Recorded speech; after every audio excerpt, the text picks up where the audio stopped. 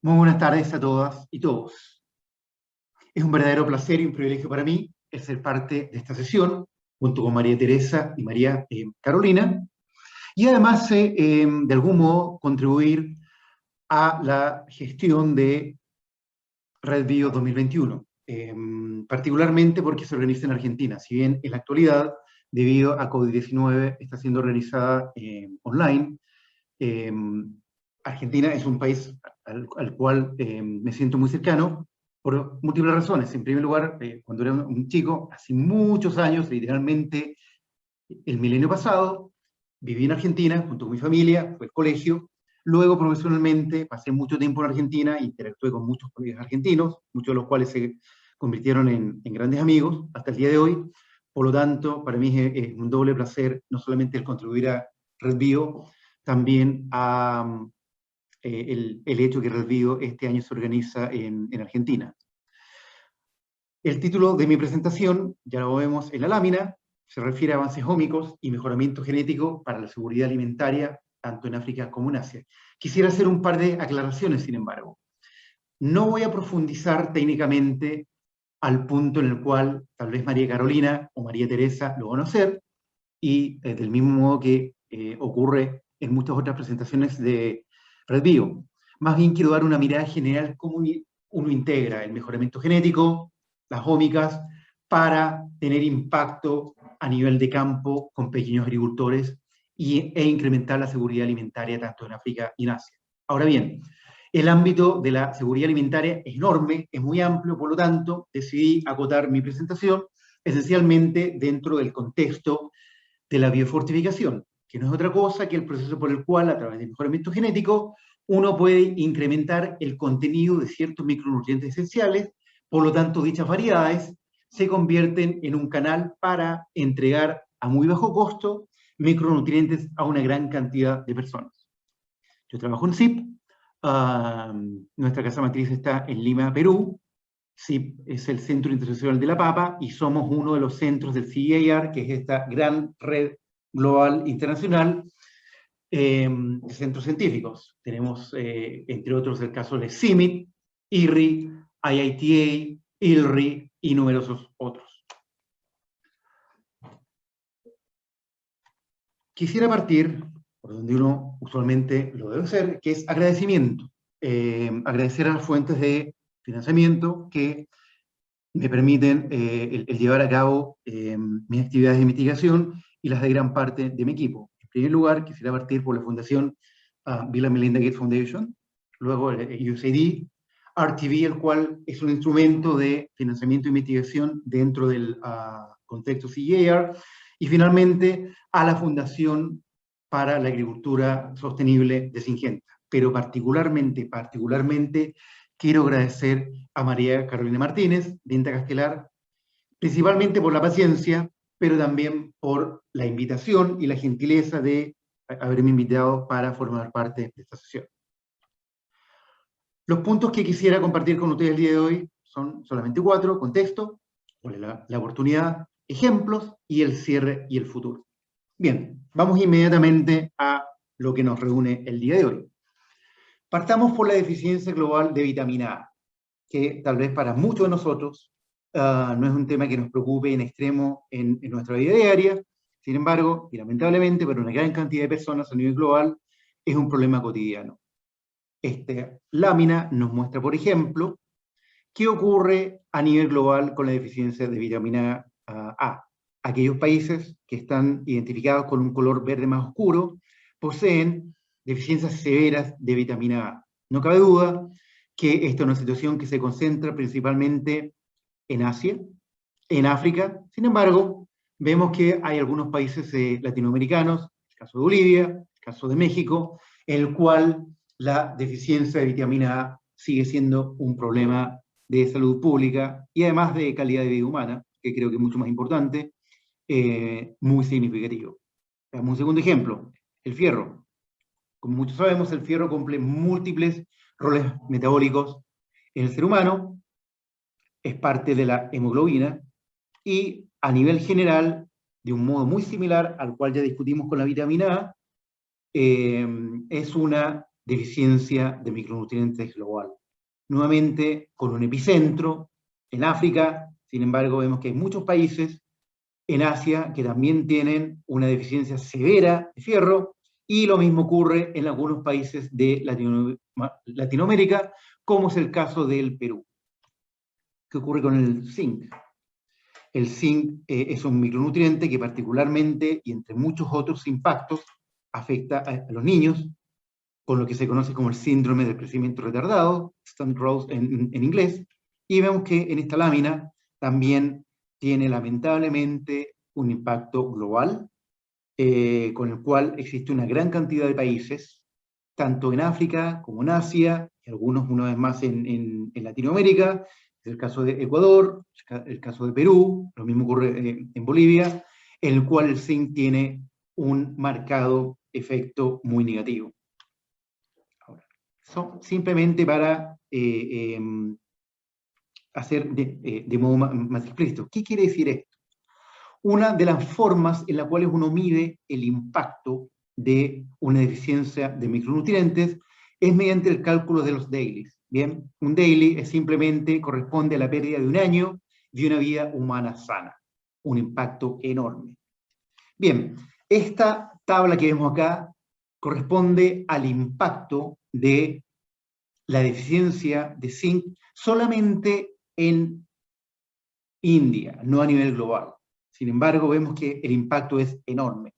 Por ejemplo, el impacto presente más el futuro de la deficiencia de zinc nuevamente solamente en India son más o menos 24.000 millones de dólares. ¿Bien? Pero mucho más relevante que aquello, el daily calculado o estimado corresponde a más de 8 millones de días, perdón, de años de una vida humana sana. Pensemos qué corresponde esto en el tiempo. Es una gran cantidad de millones de años que nuevamente le impiden a las personas no solamente expresar su potencial, sino también en el fondo el dificultar el tener una vida digna, que a la larga personalmente creo que es algo que merece todo ser humano en cualquier país en la Tierra. Para todos los ejemplos que voy a compartir con ustedes el día de hoy, estoy incluyendo el link en caso que ustedes deseen tener acceso a las publicaciones respectivas de modo como PDF.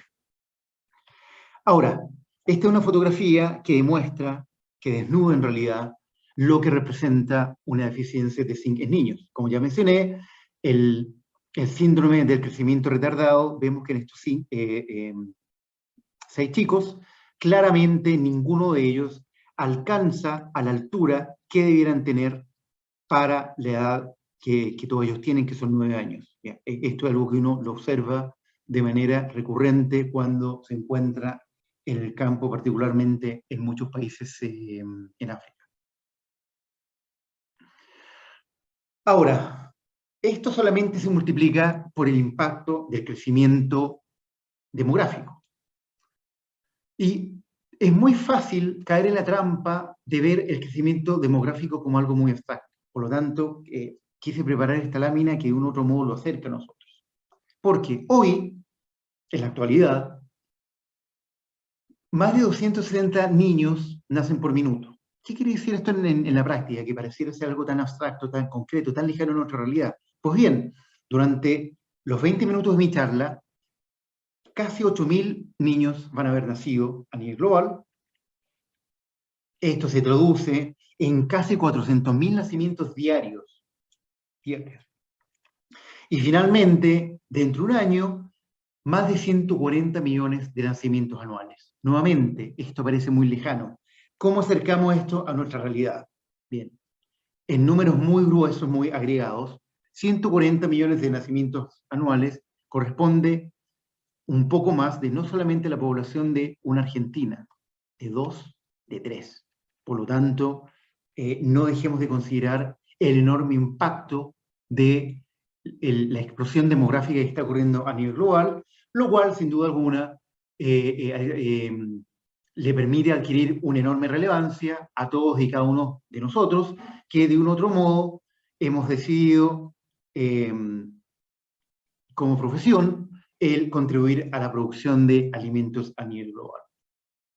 Ahora, para muchos de nosotros, el contexto en el cual ocurre la producción de alimentos, que es lo que ocurre en muchas explotaciones agrícolas, Argentina, países desarrollados como Estados Unidos, Canadá, en algunos casos México, Brasil y otros, es esta realidad, que es parte de la realidad del mundo y que no cabe duda que juega un rol relevante para la producción de alimentos para la humanidad.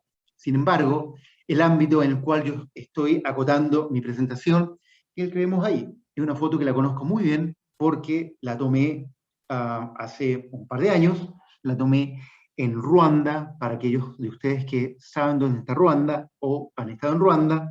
Esta foto la tomé 150 kilómetros al noreste de Kigali, que es la capital de Ruanda, en la que vemos esa es la realidad que uno observa en África, en la cual, en primer lugar, una gran cantidad del trabajo muy intenso, agotador del campo, lo llevan a cabo mujeres. El multicultivo es recurrente y vemos acá que estas mujeres están preparando una parte de su lote para cultivar camote. Sin embargo, en la misma lámina vemos maíz, hacia el fondo vemos un cultivo de banana y sucesivamente. Esta es la realidad a la cual me refiero con asegurar o mejorar seguridad alimentaria y particularmente en términos de biofortificación en África. Ahora, una perspectiva moderna del modernamiento genético es la que vemos en esta lámina, que de un otro modo, gracias a los avances de la genética, esencialmente a la masiva disposición de data points, de información molecular a bajo costo, hoy nos permite el dimensionar el mejoramiento genético como un continuum, que parte en el lado izquierdo de la lámina, a partir de la diversidad genética almacenada en los bancos de genes. Luego, mediante la compresión de las relaciones fenotipo-genotipo, en la actualidad, eventualmente, utilizando las herramientas de predicción genómica y otras que, de un otro modo, se están convirtiendo en rutinarias, nos permiten, en la medida que avanzamos hacia el extremo derecho de la lámina, en desarrollar nuevos caminos, nuevas estrategias de mejoramiento genético. Cada vez más con un foco ya no solamente en un SNP, en un marcador molecular, más bien a nivel de haplotipos, es decir, de conjuntos de SNPs que no han sido afectados por la recombinación genética y por lo tanto tienden a ser heredados como un bloque desde una generación a la siguiente. Esta es una perspectiva muy moderna del mejoramiento genético, que de hecho un gran colega y un muy buen amigo, Rajiv Barney y otros del ICRISAT en India, publicaron hace un par de meses. Esto es cómo uno organiza, conceptualiza un programa de mejoramiento genético con todas las herramientas actuales para poder luchar contra la inseguridad alimentaria. ¿Bien? Esto es lo que está ocurriendo hoy día. Muchos de ustedes conocen esto y de manera creciente en centros como CIP, CIMIT y otros, esto corresponde a cómo lo hacemos en la actualidad. Sin embargo, ¿a qué se debe esto? En primer lugar, a que el costo por dar apoyo molecular se ha reducido de manera dramática, ¿bien? Y lo vemos que, especialmente a nivel del genoma humano, hoy Illumina ya está pensando en desarrollar herramientas para secuenciar el genoma humano con menos de $600, y BGI en China ya anunciaron que en breve van a generar el servicio para secuenciar un genoma humano por menos de $100. Pensemos lo que es eso, prácticamente nada, en términos relativos. Lo relevante es que el secuenciado hoy es 10 millones de veces más barato y con una calidad 100.000 veces mayor a la que existía hace 10 años. Por lo tanto, esto nos permite el desarrollo de enfoques de mejoramiento como el que describí en la lámina anterior. Ahora, ¿qué pasa con las omics? Las omics juegan un rol relevante, tal vez no desde una perspectiva de mejoramiento genético directo. Sin embargo, lo permiten en la medida que entregan información para pedir entender lo que ocurre en esa caja negra, en el black box, que en muchos casos no genera la proyección genómica. Ahora, todo parte por generar genotipos, todo parte por el muestreo en el campo. Y nuevamente, una cosa es tener un esquema muy organizado, como lo ha logrado la plataforma Excellence in Breeding dentro de los centros CGIAR. Sin embargo, no olviden, nuestra realidad es esta. Entonces, partir con tomar una muestra de un tejido en este contexto, llevarla a un laboratorio en un país desarrollado para llevar a cabo el análisis y entregar los archivos con la información a los breeders para que puedan hacer su selección de manera muy rápida, no es trivial. Es una logística muy compleja, pero es posible. Proteomics, solamente un ejemplo de lo que uno logra con Proteomics, en este caso en soja, para realmente el poder utilizar enfoques. Ahora, ¿qué valoro de esta publicación en particular? Es que no es solamente Proteomics, combinan Plant Physiology y bioquímica para realmente entender qué ocurre en la soja cuando un genotipo de soja responde al estrés por temperatura o por sequía, el estrés hídrico. Metabolomics, similar, este es un trabajo recientemente publicado en Brasil, en el cual de manera muy elegante se llevó a cabo un análisis de flujos metabólicos en plántulas de soja.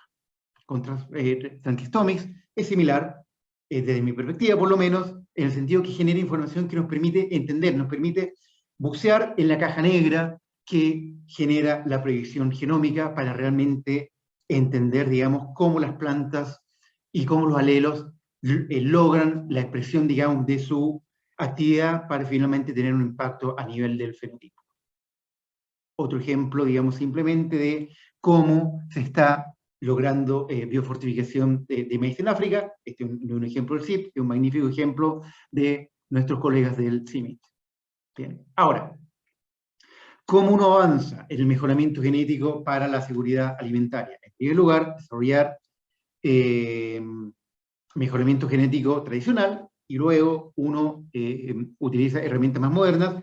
Vemos en este caso en particular lo que ocurrió en el caso de la papa, en el cual, gracias al mejoramiento genético, se han logrado ganancias muy significativas, que las vemos en las láminas en el costado derecho de esta pantalla, para el tenor de zinc y de hierro. Sin embargo, eso es solamente el inicio del camino, puesto que posteriormente, y esto ya lo demostramos en CIP, no solamente debo desarrollar variedades con un mayor tenor de fierro o zinc o vitamina A, tengo que demostrar que esos micronutrientes son biodisponibles para los seres humanos. Sin eso no tenemos impacto. ¿Ya? Esto ya fue demostrado. Y en el caso del camote o de la batata, como diría en Argentina, la herramienta para desarrollar biofortificación en vitamina A son estas variedades de batata que tienen una pulpa de color naranja muy atractiva visualmente. Bien. Y estas son algunas fotos tomadas en Ruanda, en Malawi, y en el caso de abajo, en Uganda, en el cual vemos las mujeres cómo han adquirido material de propagación de camote para llevarlo a sus lotes agrícolas. Bien. Ahora, tan relevante como desarrollar variedades es entender que eso es un punto de partida solamente. Luego, yo debo demostrar que tengo impacto, y esto es lo que ha ocurrido con el maíz tolerante a la sequía desarrollado por CIMIT, en el cual, por ejemplo, en la lámina de la derecha, claramente vemos que la adopción de esta variedad, o estos híbridos, en algunos casos, tolerantes a sequía en África, es mucho mayor en agricultoras que en agricultores, lo cual es un tema fundamental para el contexto en el cual llevamos a cabo nuestras actividades. Bien. Ahora, la clave es integrar. La clave es evitar lo que ocurre en muchos casos en el cual grandes trabajos simplemente no logran ser integrados, y es lo que precisa muestra esta lámina. Ahora, quiero tomarme una breve libertad solamente para relevar que las tecnologías como Cas9 y otras similares van a revolucionar el mundo mucho más allá de lo que ya lo están haciendo. En este caso, permite la identificación de SNPs sin recurrir a la amplificación. Simplemente no olvidemos que esto es una revolución en curso y va a cambiar la manera en la cual hacemos mejoramiento genético y biología. Vamos cerrando, se está acabando el tiempo.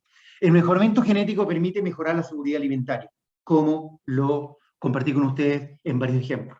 Luego, y no lo olvidemos, las herramientas moleculares no son un medio, son un fin. Para mí, el fin del mejoramiento genético no es otro que mejorar la calidad de vida de las personas. Y es por eso que me apasiona el trabajo que tengo la oportunidad de llevar a cabo a través del CIP. Más importante que los progresos científicos o los ómicos es su integración al mejoramiento, por ejemplo, vía modelamiento. De otro modo, el impacto va a ser muy limitado. Y finalmente, esta es una opinión personal. Los científicos debemos involucrarnos en la discusión pública.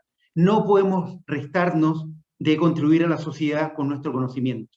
Creo que mientras hagamos eso con mayor intensidad que en el pasado, en primer lugar, la sociedad, pero el mundo científico va a beneficiarse. Finalmente, con una fotografía de una agricultora y su hijo que están cocinando batata enriquecida en vitamina A. Esta foto fue tomada en Ruanda. Me despido, agradecido por la oportunidad. Aquellos de ustedes que quisieran contactarme, ahí tienen mis coordenadas.